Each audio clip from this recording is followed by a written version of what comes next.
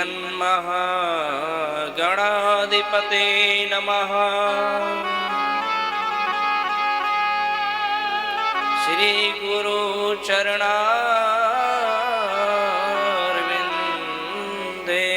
नमः। श्री मात पितु चरण कमलेभ्यो नमः। श्री राधा कृष्ण पदारविंदे नमः।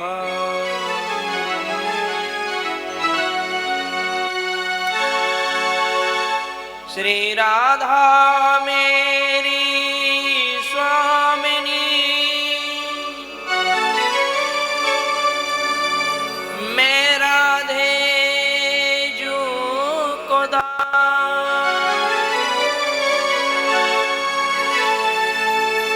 जन्म जन्म मोहे दीजियो। श्री वृंदावन को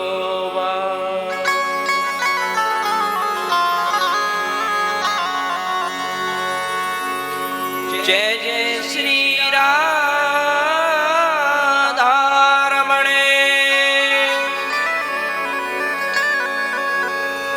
जय जय नवल किशोर,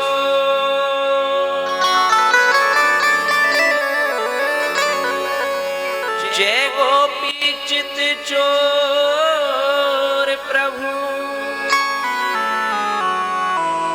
जय जय माखन चोर, जय जय माखन चोर।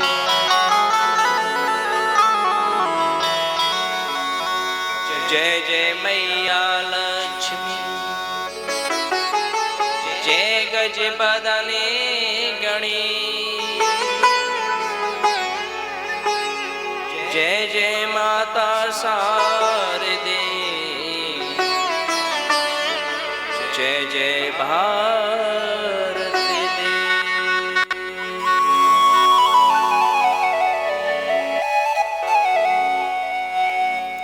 गुरुर् ब्रह्मा गुरुर्विष्णु गुरुर्देवो महेश्वरा, गुरुर् साक्षात् परम ब्रह्म हि, तस्मै श्री गुरवे नमः।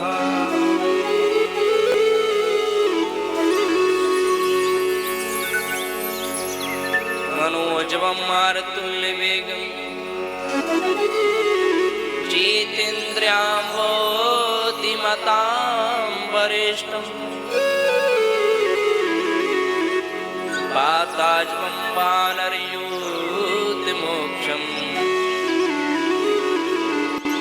श्रीरामदूतं शरणं प्रपद्ये।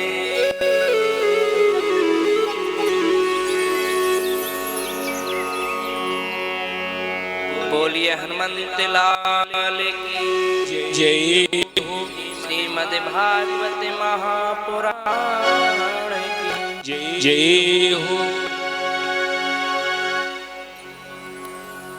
श्री भगवान के पीतांबरधारी भक्तवांछित कल्पतरु, पीतांबरधारी अकारण करुणा वरुणालय भक्तवांछित कल्पतरु, अकारण ही करुणा करने वाले ऐसे भगवान मोर मुकुट, जिनका हृदय स्वरूप श्रीमद् भागवत में विराजमान है, इस भागवत महापुराण को हम बारंबार वंदन करते हैं।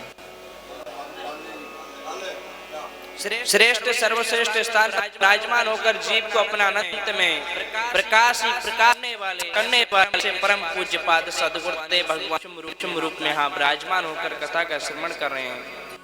इनके श्री चरणों में बारंबार वंदन है।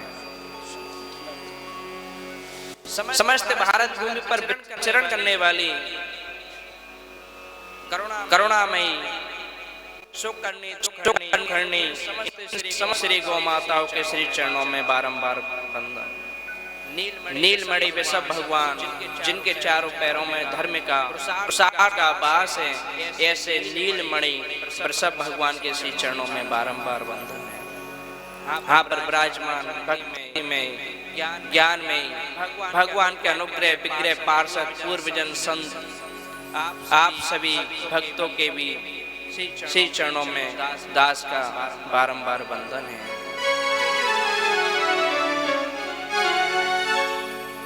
आइए इस ज्ञान में गंगा में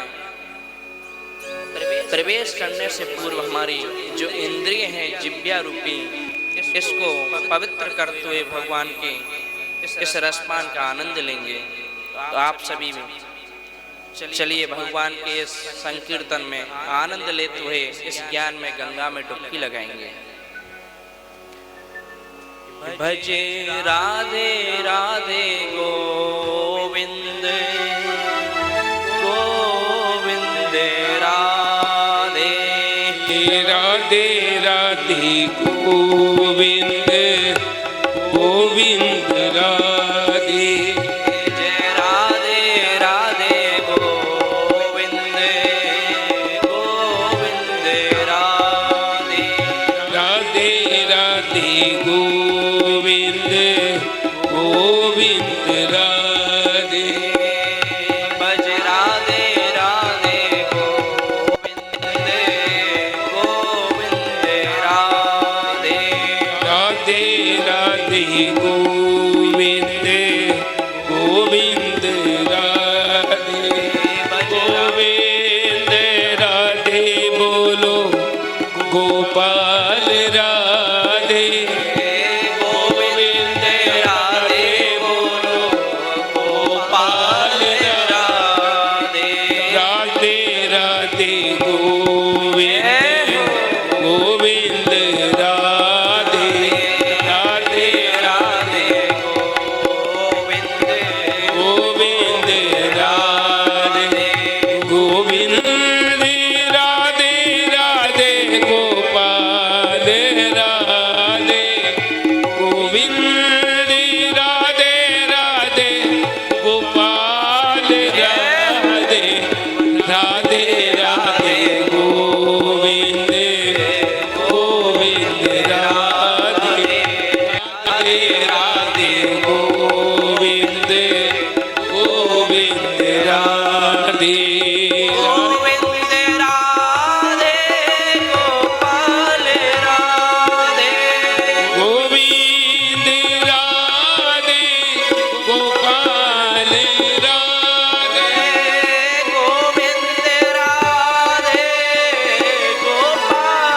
राधे। गोविंद राधे गोपाल राधे गोविंद राधे गोपाल राधे। गोविंद राधे गोपाल राधे गोविंद राधे गोपाल राधे।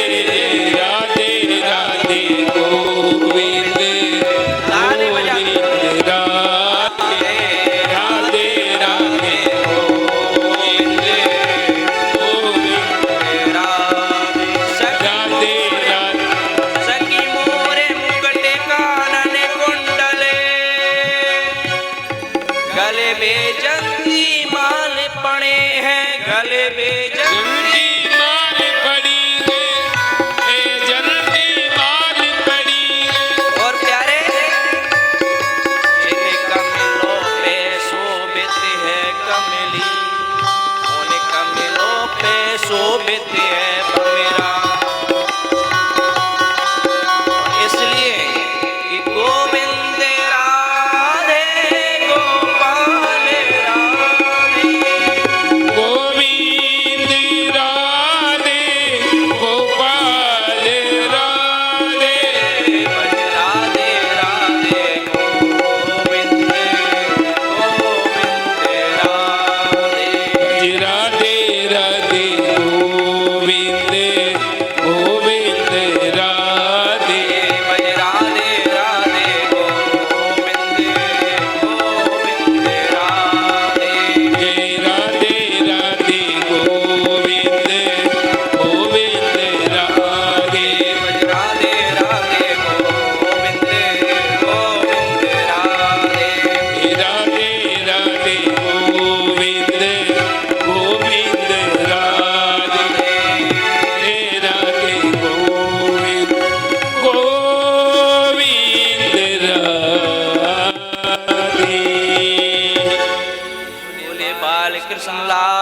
की जय हो। श्रीमद् भागवते महापुराण की जय हो। व्यास नंदन भगवान सुखदेव जी महाराज की जय हो।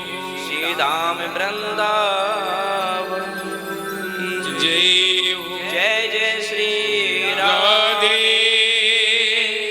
जय जय श्री राधे। हमारे पूज्य महाराज श्री मौनी बाबा महाराज जी के चरणों में दास का बारंबार वंदन है। आशीर्वाद मिले आप सब संतों का, आपको हम वंदन करते हैं। प्रभु कहते हैं कि ये भागवत एक अकारण करुणा वरुणालय, प्रभु की भगवान बिना ही कारण के, कोई कारण नहीं अकारण ही जो कृपा करते हैं, जो कल्प वृक्ष रूपी है महाराज, वो है श्रीमद् भागवत कथा। एकम श्रीमद् भागवतम शास्त्रम कि मुक्ति दाने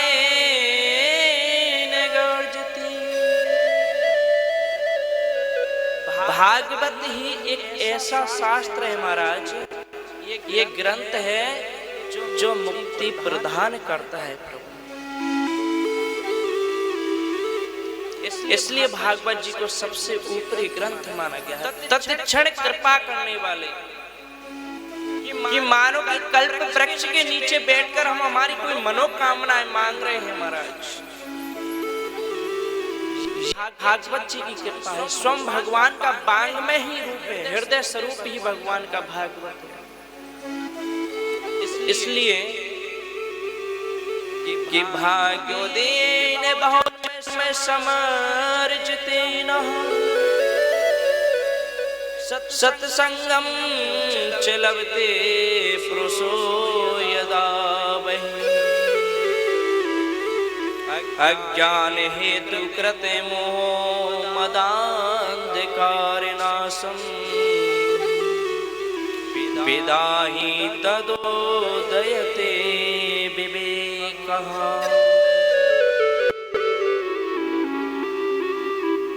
कि भाग्य उदयन बहुत जन्म है, कि ना जाने कितने जन्मों के पुण्य उदय होने पर, कितने जन्मों के भाग्य उदय होने पर, कि कोटि जन्म भवेत पुण्यम तदा भाग्यवतं लभे। कि करोड़ों जन्मों के पुण्य उदय होने पर महाराज हमको भागवत रूपी ज्ञान में इसमें डुबकी लगाने का हमको जो फल प्राप्त है कब होता है ना जाने कितने जन्मों के पुण्य अर्जित किए। संतों की सन्निधि, सत्संग और भगवत चर्चा और भागवत हमको कई जन्मों से हम जो पुण्य अर्जित करते आ रहे हैं, तब हमको ये प्राप्त होती है। वह भी श्रवण मात्र के लिए महाराज। कई सज्जनों ने पूछा कि महाराज कथा कब तक सुने,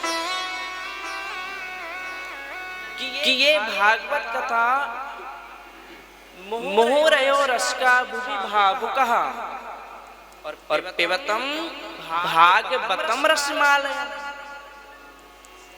इसको हम जितना पिए तब तक पीते रहो महाराज। व्यास जी चाहते तो श्रवणम भागवतम रसमालयम भी लिख सकते, लेकिन महाराज क्या कहा, पिबत भागवतम रसमालयम। भागवत सुनी नहीं जाती महाराज, भागवत एक आम्र फल की तरह रसपान किया जाता है। जितनी बार पियो मोह रहो रस का भुवि भाव कहा। रसिक जन जो होते हैं इसको बार बार पीते हैं, आनंद में पीते हैं महाराज। लेकिन ये भागवत कब प्राप्त होती है महाराज, कि सत्संगम चलबति पुरुषो यदा बहि। सत्संग करने के बाद जब हम सत्संग करते हैं, और सत्संग कब प्राप्त होता है? संतों की सन्निधि में ही हमको सत्संग प्राप्त होता है। और जब संतों की सन्निधि और सत्संग जब प्राप्त होता है महाराज, तो हमारे विवेक का वर्धन होता है, विवेक और ज्ञान का वर्धन होता है, ज्ञान भी बढ़ता है और विवेक भी बढ़ता है। बिनु सत्संग विवेक न होई। तो बिना सत्संग के विवेक और ज्ञान का वर्धन नहीं हो सकता। इसलिए सत्संग की महिमा बहुत बताई गई। भागवत जी के हम महात्मन के प्रथम श्लोक में प्रवेश करेंगे कि सच्चिदानंद रूपाय विश्वोत्पत्त्यादि हेतवे तापत्रय विनाशाय श्री कृष्णाय वयं नमः। श्री कृष्णाय वयं नमः। सच्चित आनंद भगवान का स्वरूप ही सच्चिदानंद है। और सच्चिदानंद कब प्राप्त होता है? जब सत्य चित आनंद की हमारे हृदय में अनुभूति हो। और सत्य क्या है महाराज? जो अविनाशी है, जिसका नाश ही नहीं, विनाश ही नहीं होता महाराज। पूर्व में, मध्य में, अंत में जो सत्य है वो ही परमात्मा है। सृष्टि का अंत हो सकता है, सृष्टि का नाश भी हो सकता है, लेकिन जो सत्य है परमात्मा स्वरूप, इसका कहीं विनाश नहीं महाराज। और सत्य ही सबसे बड़ा धर्म है प्रभु। कहते हैं ना तुलसी बाबा कि सत्य न दूसरे धर्म समान, न दूसर सत्य समाना। अगम निगम पुराण बखान, अगम निगम पुराण बखान। सत्य ही धर्म है महाराज। सत्य स्वरूप भी भगवान है, चित्त भी भगवान है। चित्त एक प्रकाश पुंज की तरह जो भगवान ने हमारे अंदर, मानो कि हमारा ये शरीर है, इसके अंदर जो चित्त है वो आत्मा है, प्रकाश पुंज है। ये जो शरीर है, इसके अंदर जो प्रकाश पुंज जो करती है भगवान की चित्त यानी आत्मा, जो हमारे अंदर विराजमान है, जो भगवान का अंश ही तो आत्मा है, परमात्मा का ही अंश ही आत्मा है, आत्मा से ही परमात्मा। तो ये ही चित्त जो हमारे शरीर में है, यही प्रकाश पुंज है, ये ही महाराज परमात्मा है। कि ईश्वर अंश जीव अविनाशी, जो ईश्वर का अंश है ये अविनाशी है। और वह क्या है? ये आत्मा प्रकाश पुंज है, ये ही परमात्मा है प्रभु। प्रभु कहते हैं सत्य चित्त आनंद। आनंद क्या होता है? वर्तमान में भौतिक सुख साधन की प्राप्ति होना आनंद नहीं है। ये तो शरीर के लिए कुछ क्षण के लिए प्राप्त होकर नष्ट भी हो जाते हैं, लेकिन आनंद तो महाराज कुछ और ही होता है प्रभु। एक संत से पूछ लिया कि प्रभु आनंद क्या है? तो संत जी बोले महाराज आनंद और कुछ नहीं है, आनंद तो भगवान की भजन और भगवान की गलियों में है, वृंदावन की गलियों में। और कहाँ मिलता है? ये ठाकुर जी के धाम में मिलता है। तो संत जी कहने लगे कहाँ मिलता है आनंद? कि आनंद लुट रहा है मोहन तेरी गली में, आनंद लुट रहा है मोहन तेरी गली में, आनंद लुट रहा है मोहन तेरी गली में, आनंद लुट रहा है मोहन तेरी गली में, आनंद लुट रहा है मोहन तेरी गली में, आनंद लुट रहा है मोहन तेरी गली में, आनंद लुट रहा है मोहन तेरी गली में। ये आनंद कहीं नहीं है महाराज, ये आनंद ही भगवान के धाम में गलियों में आनंद है। इसलिए आनंद ही परमात्मा स्वरूप है, सत्य चित्त आनंद। जो सच्चिदानंद है वो ही भगवान है। कि सच्चिदानंद रूपाय विश्वोत्पत्ति आदि हेतवे, कि विश्व की उत्पत्ति करने वाले, विश्व की सृष्टि का पालन भी करते हैं।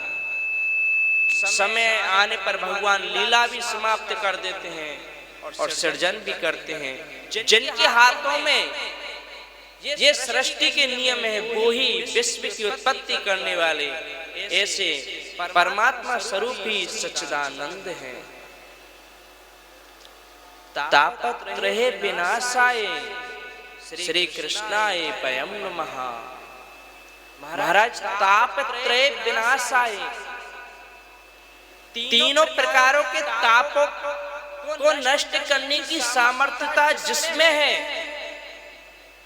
वो ही हमारे गोविंद है प्रभु, वो ही सच्चिदानंद है। और तापत्रय विनाशा है, दैहिक दैविक भौतिक। तुलसी बाबा भी कहते हैं कि दैहिक दैविक भौतिक ताप, दैहिक दैविक भौतिक ताप, दैहिक दैविक भौतिक ताप, दैहिक दैविक भौतिक ताप, राम राज का नहीं व्यापा, राम राज का नहीं व्यापा। महाराज भगवान के नाम से तीनों प्रकारों के ताप नष्ट हो जाते हैं। ऐसी भगवान के अंदर जो सामर्थ्यता है वो ही आनंद है। लेकिन इस सृष्टि में जिसने जन्म ले लिया महाराज वो कहीं ना कहीं तीनों तापों से ग्रसित है। कोई तने दुखी, कोई मन दुखी, कोई धन बिन रहते उदास, थोड़े थोड़े सबे दुखी और सुखी राम के दास, और सुखी राम के दास। कोई धन से दुखी है, कोई मन से, कोई तन से दुखी है महाराज। लेकिन सुखी कौन है? जो भगवान के प्रिय हैं, भक्त हैं, जैसे महाराज श्री विराजमान है, राम के दास हैं, राम नाम जाप करते हैं, यही सच्ची में यही सुखी है महाराज। नहीं कहीं ना कहीं इंसान ग्रसित है तन मन धन से लेकर, लेकिन अंतो गत्वा महाराज यही समझिए कि राम नाम धन से बड़ा कोई धन ही नहीं।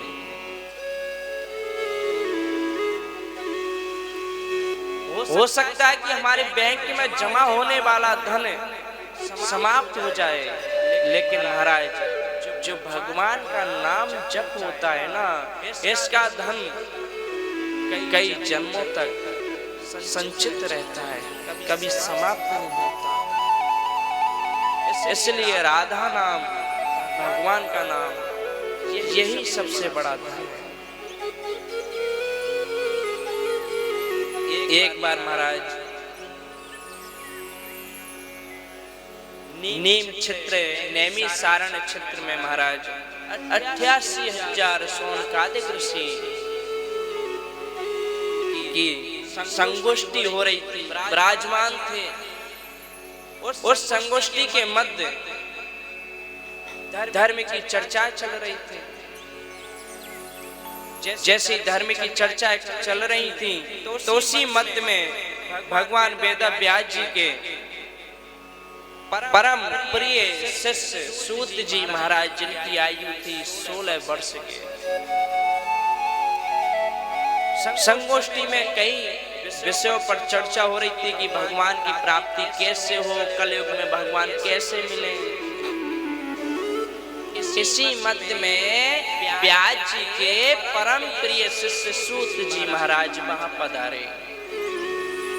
जैसे सूत जी महाराज वहां पधारे तो ऋषियों ने देखा कि व्यास जी के परम स्नेही भक्त यहाँ पे पधारे हैं। सब उनको देखकर खड़े हो गए, और जैसे ही खड़े हुए सूत जी महाराज को प्रणाम किया तो सूत जी महाराज ने कहा कि प्रभु ये क्या किया?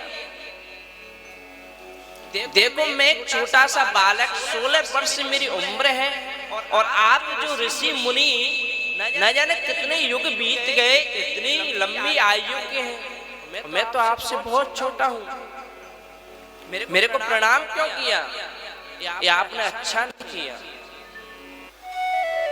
तो 88,000 सोनकादिक ऋषियों ने सूत जी महाराज से बड़ा सुंदर उत्तर दिया, प्रभु कि धन वृद्धा बल वृद्ध आयुर वृद्धा तथैव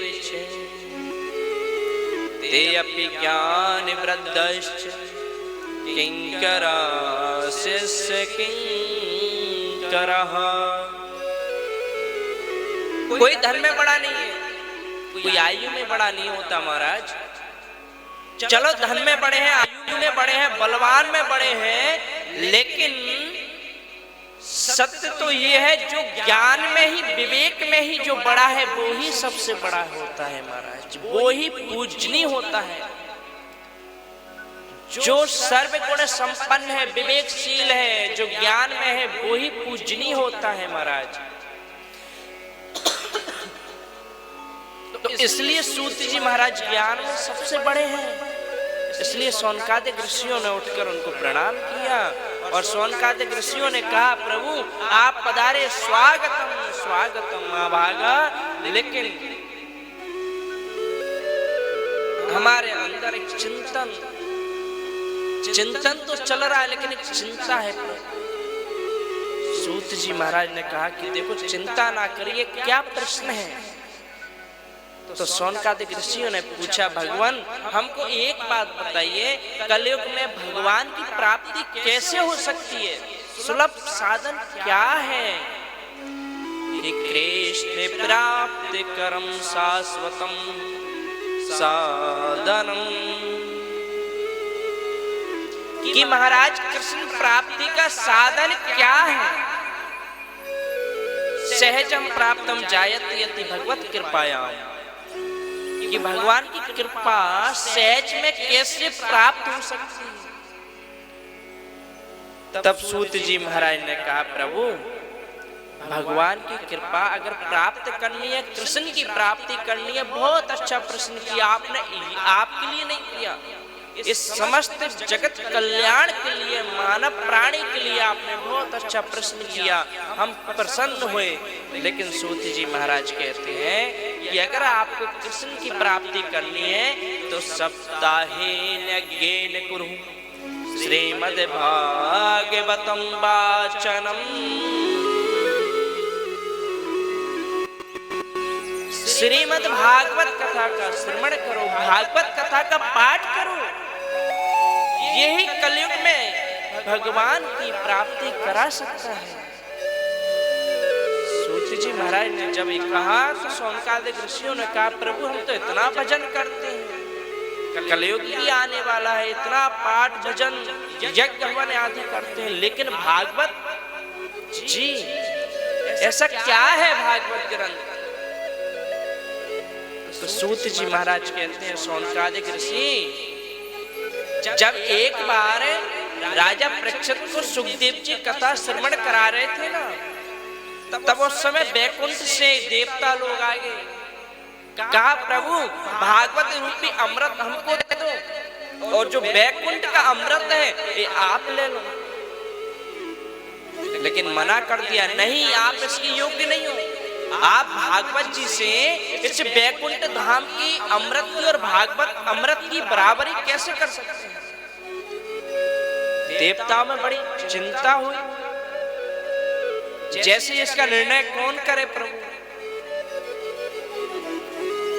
तो निर्णय कराने के लिए सभी देवता पहुंचे। तो उन्होंने ब्रह्मा जी ने कहा, ऐसा करते हैं कि सभी ग्रंथों को लाया जाए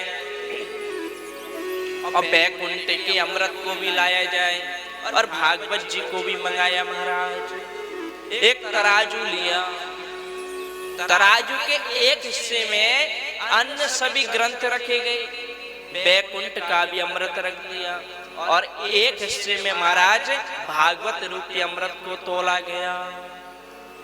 तो क्या हुआ कि भागवत रूपी जो हिस्सा था महाराज, उसका भारी, भागवत जी बहुत भारी हो गई, और जितने भी ग्रंथ थे बैकुंठ का जो अमृत था वो सब ऊपर हो गए। भागवत जी का भजन यानी इतनी भारी हो गया कि सभी ग्रंथ और बैकुंठ का जो अमृत था वो कम पड़ गया। लघुन्यानि जातानि गौरवेणिदं महेत्, कि लघुन्यानि जातानि गौरवेणिदं महेत्। प्रभु भागवत जी को जब इन्होंने देखा तो सभी देवताओं ने भी कह दिया, ब्रह्मा जी ने निर्णय करवा दिया, सभी ने कह दिया कि भागवत जी से बड़ा कोई ग्रंथ नहीं और इस भागवत जी से बड़ा कोई अमृत नहीं। महाराज तो शौनकादिक ऋषियों की समझ में आई। इसी प्रश्न के लिए महाराज जो ये चिंता सता रही थी, चिंतन भी चल रहा था, इसके लिए नारद जी भी जा रहे थे। एक बार नारद जी इसी प्रश्न को लेकर पूरी धराधाम पर घूम रहे थे। तो जैसे ही धराधाम पर घूमने लगे तो रास्ते में महाराज सनक कुमार जी मिल गए, चारों भाई।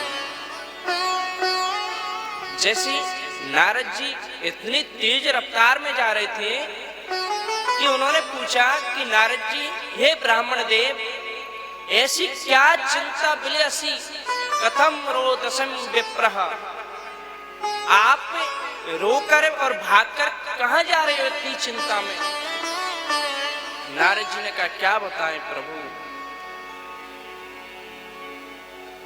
शौनकादिक ऋषियों ने पूछा कि प्रभु कोई धन चोरी हो गया या कोई आपका इतना बड़ा धन था जो जिसको कोई चुरा कर ले गया क्या, जो इतनी बड़ी चिंता हो रही है? नारद जी ने कहा, प्रभु हमारा कोई संतों का धन नहीं है, लेकिन एक बड़ी चिंता हो रही है, और हम संतों का धन भी कौन चुरा सकता है? हमारा तो एक ही धन है, वो है राधा नाम। संतों के पास एक ही धन है, ये हमारो धन राधा, श्री राधा, श्री राधा। हमारो धन राधा, श्री राधा, श्री राधा। हमारो धन राधा, श्री राधा, श्री राधा। हमारो धन राधा, श्री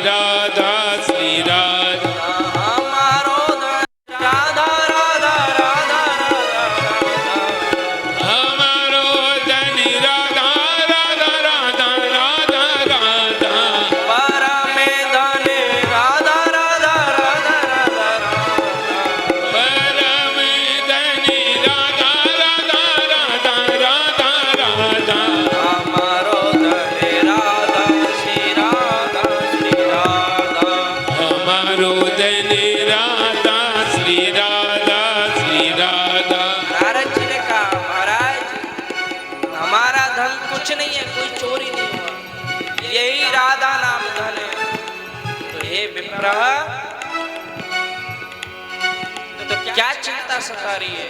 तो नारद जी कहने लगे, प्रभु क्या बताएं कि अहम तो पृथ्वी ज्ञात, कि अहम गत्वा पृथ्वी लोकः, मैं पृथ्वी लोक पर गया, धराधाम पर गया। प्रभु अहम विचित्रम, मैंने एक विचित्र दृश्य दर्श्यामि, एक मैंने विचित्र दृश्य देखा। प्रभु क्या देखा? मैं जैसी धराधाम पर गया तो मैंने क्या देखा कि सब जगह गया,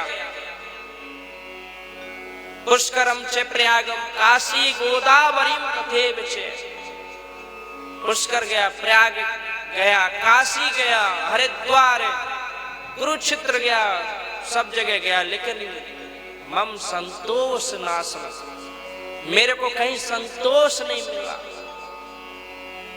अहम संतुष्टम ना जायते, मैं कहीं से भी संतुष्ट नहीं हुआ। धराधाम पर गया और मैं वृंदावन भी गया, तो वृंदावन में भी मैंने क्या देखा महाराज कि तरुणी प्रभुता गे ही श्याल को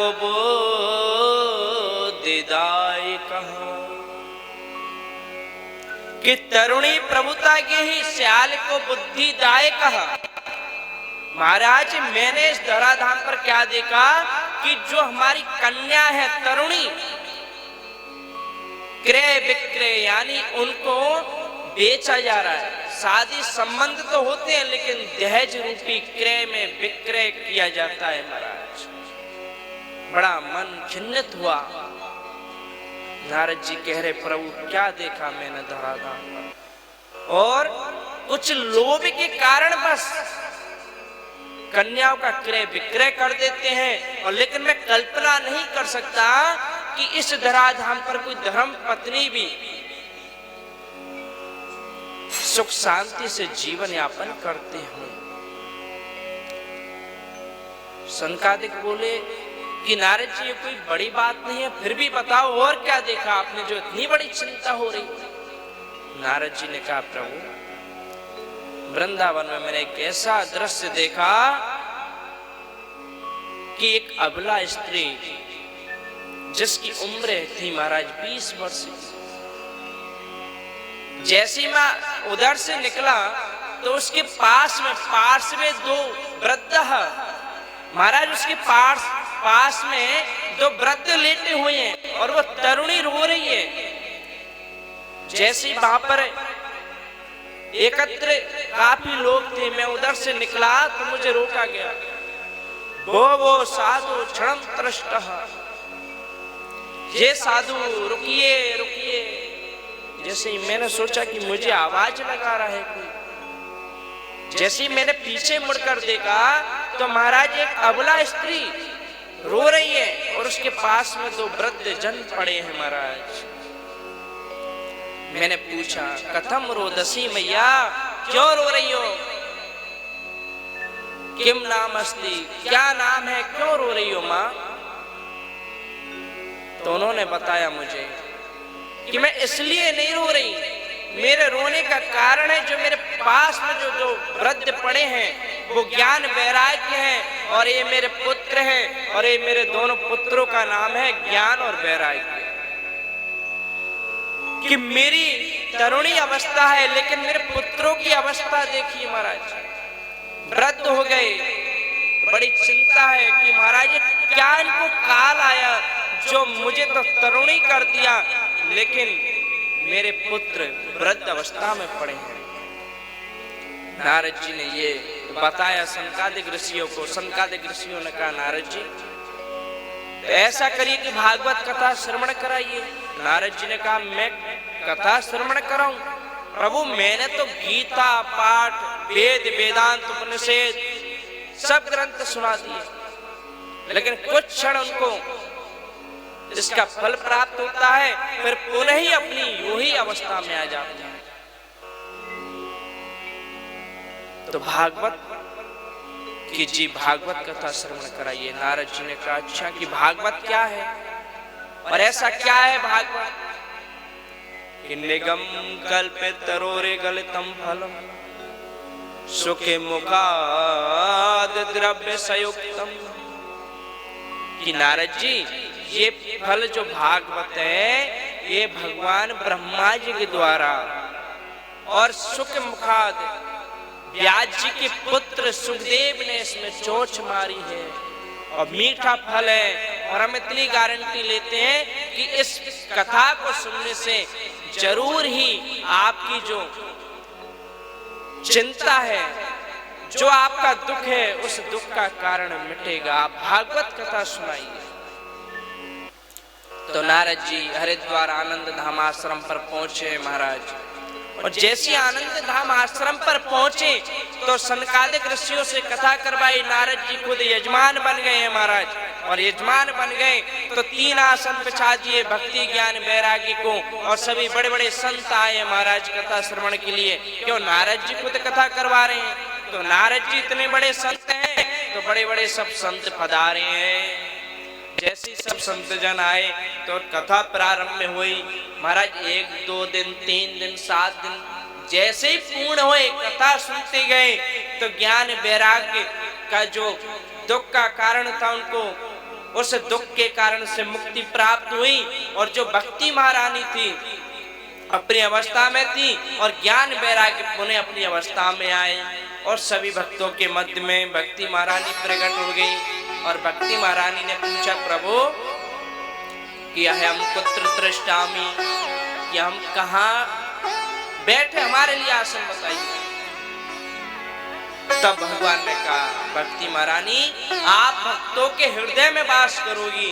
और जब से ही भक्ति महारानी भक्तों के हृदय में वास करने लगी कि श्रीमन नारायण नारायण नारायण श्रीमन नारायण नारायण नारायण श्रीमन नारायण नारायण नारायण श्रीमन नारायण नारायण नारायण श्रीमन नारायण नारायण नारायण श्रीमन नारायण नारायण नारायण श्रीमन नारायण नारायण नारायण श्रीमन नारायण नारायण नारायण श्रीमन नारायण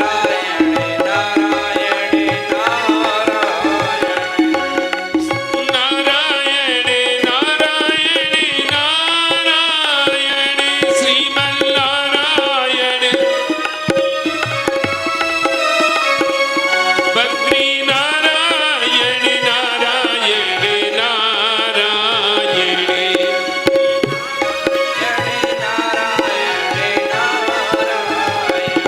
श्रीमन नारायण नारायण नारायण श्रीमन नारायण श्रीमन नारायण नारायण नारायण बोले भक्ति महारानी की जय हो। यही महाराज नारद जी ने पूछा कि प्रभु लेकिन मुझे एक बात बताइए। यह प्रश्न सूत जी महाराज से सौनकादिक ऋषियों ने किया कि इससे भक्ति महारानी ज्ञान वैराग्य की कष्ट की निवृत्ति हुई या कैसे कैसे मानवों की निवृत्ति हुई। तब महाराज सनत कुमार ऋषियों ने कहा कि ये मानव पाप कर्तु, जो ऐसे मानव जिन्होंने सदा जीवन में पाप ही पाप किया, दुराचार किया, उनकी भी कष्ट की निवृत्ति हुई, उनको भी मुक्ति प्रदान हुई।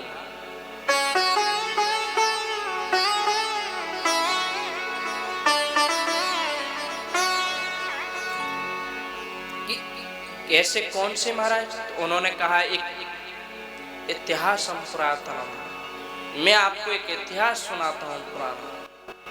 कि तुंगे भद्रा तटे पूर्वम भूतमामोत्तम,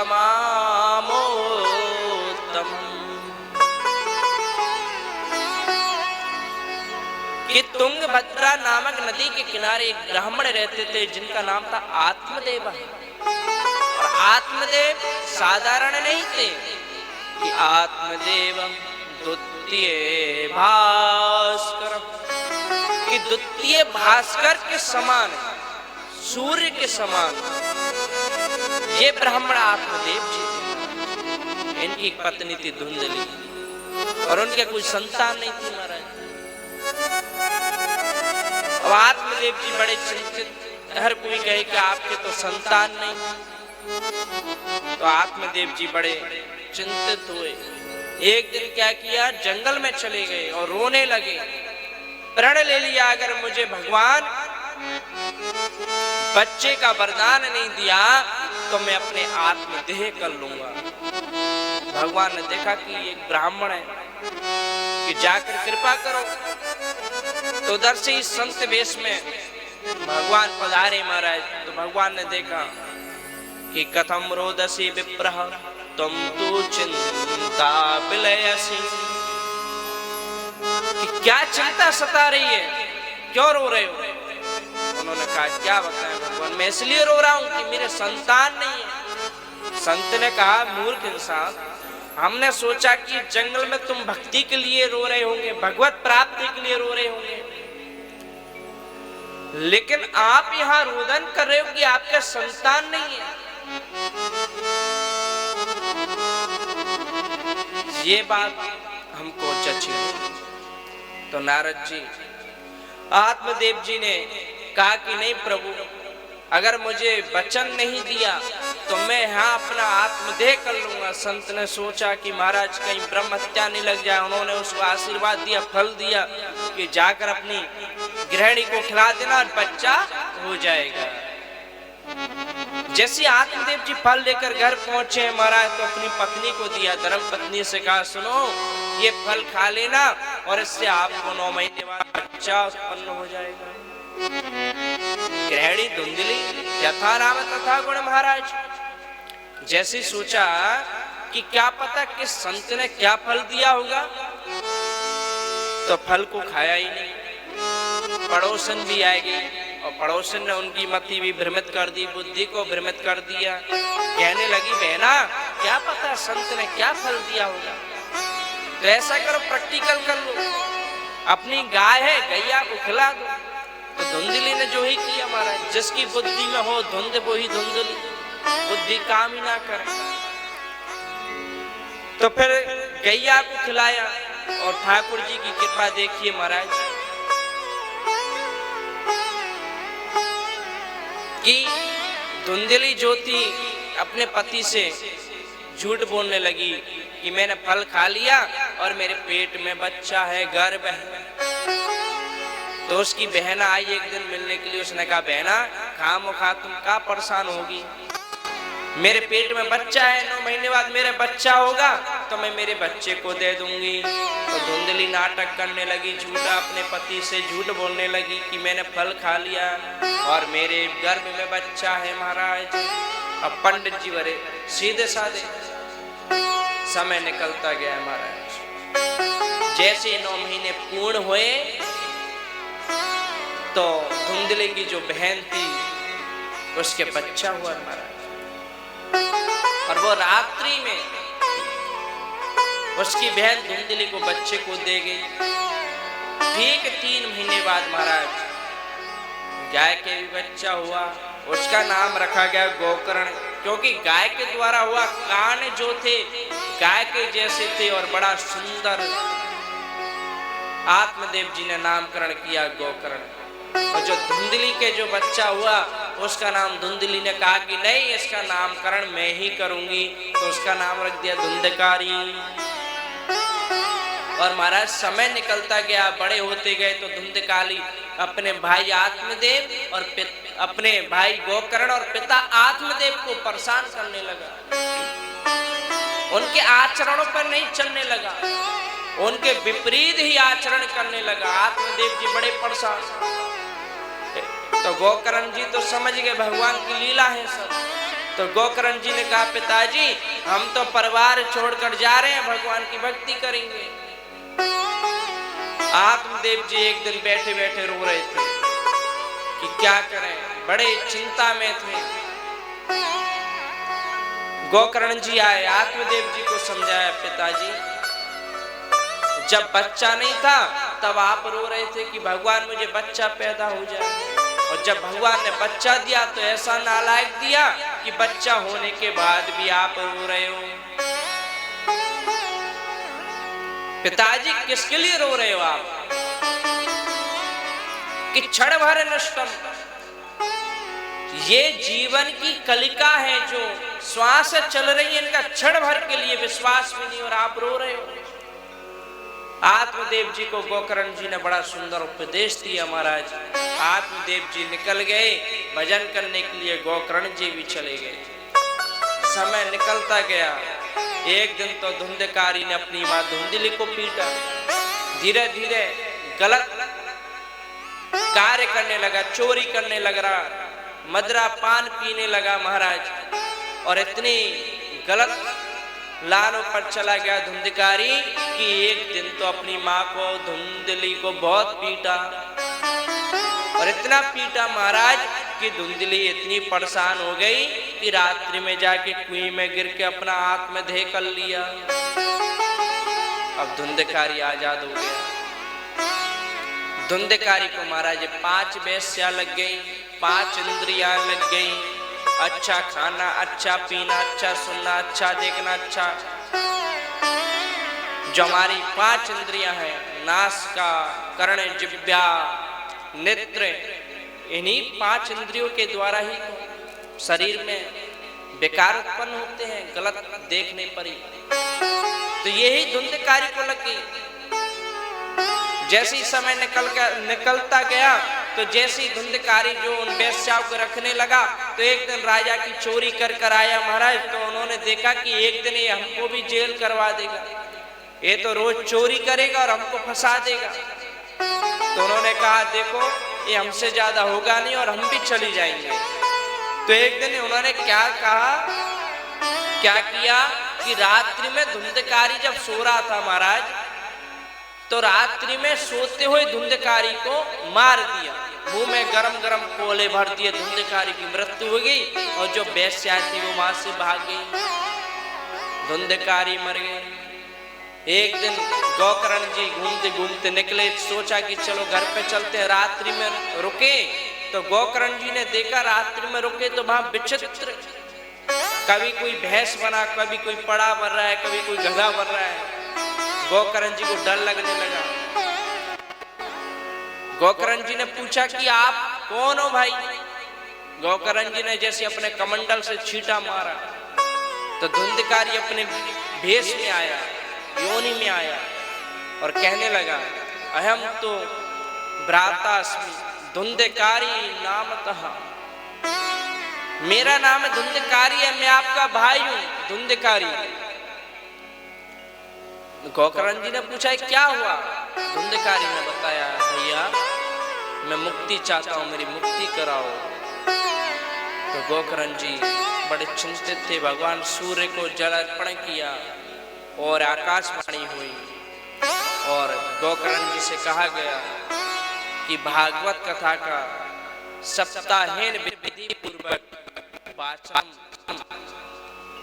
करवाओ। तो गोकर्ण जी ने क्या किया? अब जो धुंधकारी था महाराज प्रेत योनि में था, प्रेत होता हवा की योनि में। तो गोकर्ण जी 7 गांठ का एक बांस लाए, जो हमारी 7 आसक्ति होती है, उसी को लाकर वहां रखा और धुंधकारी से कहा कि इस बांस में आप आकर प्रवेश करो। धुंधकारी आया। 7 दिन की 7 दिन तक महाराज कथा सुनाई गोकर्ण जी ने। जैसे ही एक दिन की कथा सुनते तो एक बांस की जो गांठ थी वो फट जाती। 7 दिन तक कथा सुनी और धुंधकारी के लिए विमान आया महाराज। कथा सुनने वाले काफी लोग थे। लेकिन विमान आया धुंधकारी को ले गया। जैसे ये दृश्य और भक्तों ने देखा तो गोकर्ण जी से पूछा कि प्रभु कथा तो हमने भी सुनी, लेकिन धुंधकारी के लिए विमान क्यों आया, हमारे लिए क्यों नहीं आया?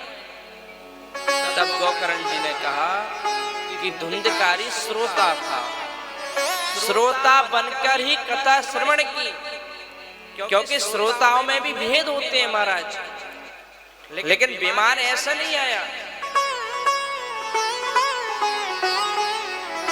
जब श्रोता बनकर ही कथा श्रवण करेंगे तब भगवान के ही पार्षद आते हैं महाराज। तो फिर सब लोगों ने कहा कि प्रभु हम भी कथा सुनना चाहते हैं, हमारे निमित्त कथा करो। जब गोकर्ण जी ने फिर सभी भक्तों को कथा सुनाई और सभी भक्तों के लिए भगवान के यहाँ से विमान आया और सब भगवान के लिए प्रिय हो गए। ये नारद जी को जब सनकादिक ऋषियों ने बताई कि प्रभु ज्ञान वैराग्य भक्ति के कष्ट की निवृत्ति नहीं, इस भागवत कथा को सुनने से ऐसे पापी दुराचारी जिन्होंने अपने जीवन में दुष्कर्म में दुराचारी रहे हैं, पापी पाप किया है,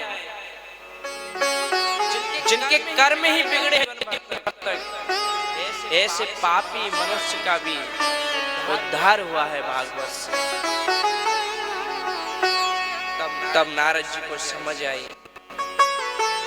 फिर नारद जी ने प्रणाम किया और यहाँ ज्ञान वैराग्य भक्ति महारानी की कष्ट की निवृत्ति हुई और यहाँ पर महाराज गोकर्ण जी ने धुंधकारी के लिए मुक्ति प्रदान करवाई। फिर सनकादिक ऋषियों ने सूत जी महाराज सनकादिक ऋषियों को बता रहे हैं कि प्रभु कथा के नियम किस प्रकार करने चाहिए, श्रोता कितने प्रकार कथा कब कहाँ कैसे सुननी चाहिए, ये सारे नियम सूत जी महाराज सनकादिक ऋषियों के लिए बता रहे हैं। और जो सनकादिक ऋषि है महाराज नारद जी के लिए श्रवण कराए। इसी प्रकार हम भी कथा के नियम सुनेंगे और हम भी श्रोता बनकर श्रवण करेंगे। और जो आगामी कथा है कहीं विश्राम देंगे। कल से कथा ठीक 12 बजे से 4 बजे तक प्रारंभ करेंगे। जो नियम है जो बताएंगे कल से आप सभी नियमों का पालन करेंगे और कथा श्रवण के लिए सभी समय से पधारें। आइए मिलकर भगवान का संकीर्तन करें।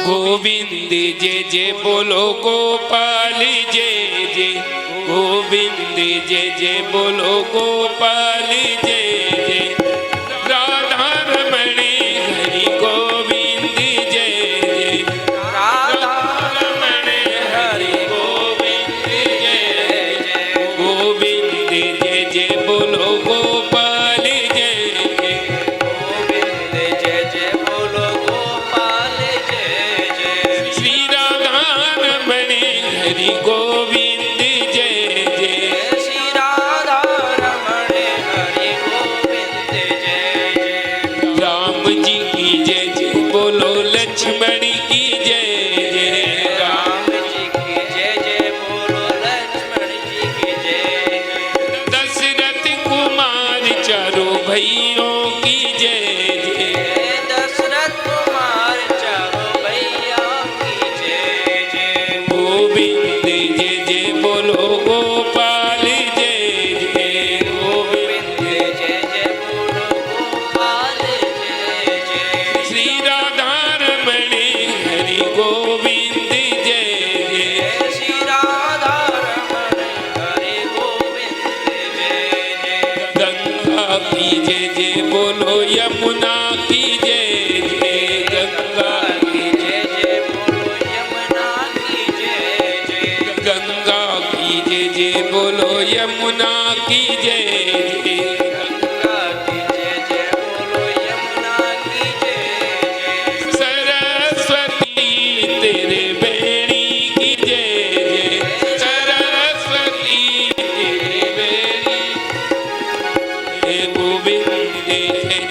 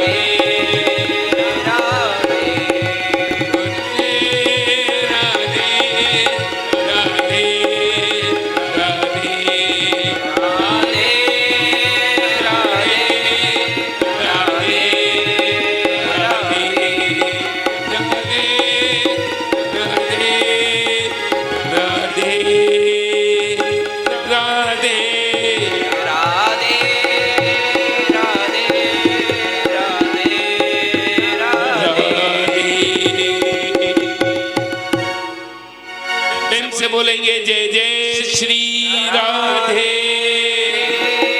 आइए भक्तगण सब खड़े होकर के आरती करेंगे।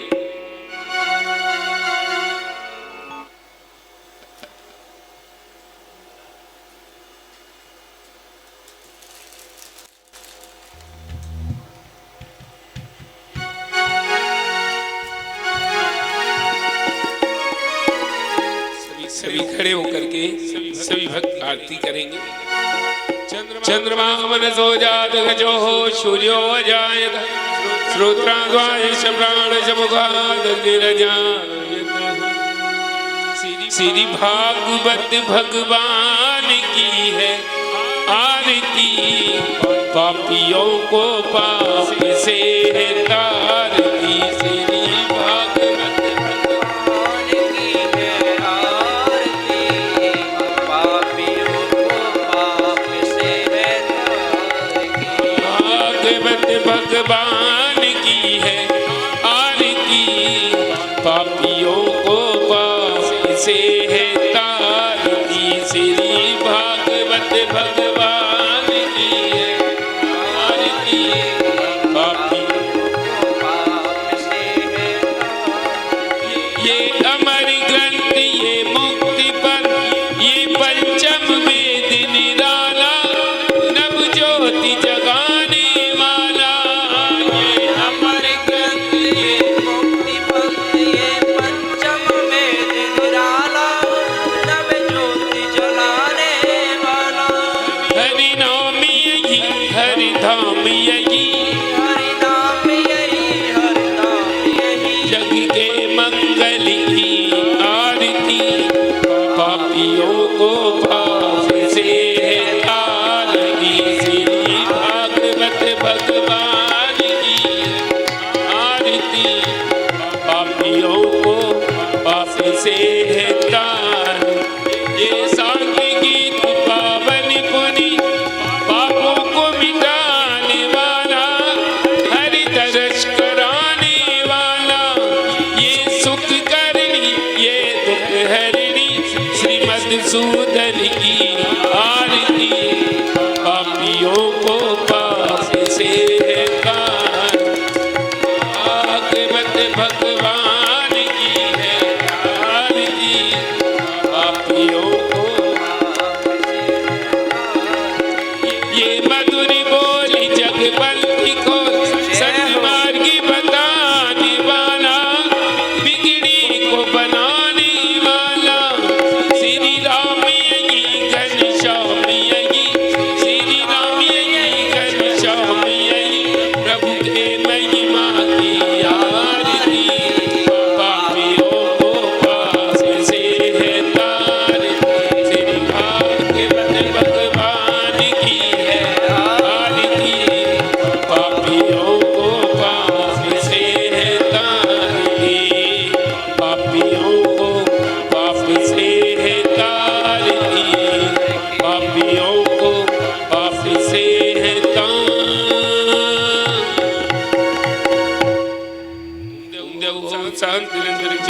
शांति व्रत वेदांति रावण शांति रोग शांति व्रत शांति देवा शांति ब्रह्म शांति सर्वगुण शांति शांति रेव शांति सामा शांति रे मंत्र पुष्पांजलि सेवंत का बकुल चंपक पाठ लाभ्य पुण्या गजादि गर्वी विरसाल पुष्पै बिल्व प्रभाल सीधर मंजरे वे तम पूजयाम जगदीश्वर में प्रसिद्ध नाना सुमत पुष्पाणि यथा कालो भवान जन पुष्पांजलि में आदत्त ग्रहण परमेश्वर मंत्र पुष्पांजलि समर्पयामि। बोलिए भागवत भगवान की, श्री वृंदावन बिहारी लाल की, श्री बांके बिहारी लाल की, श्री व्यास जी महाराज की। धर्म की अधर्म का प्राणियों में विश्व का गौ माता की आज के आनंद की जय जय श्री राधे। कल सभी श्रोतागण सही समय से आने का कष्ट करेंगे। जय जय श्री राधे।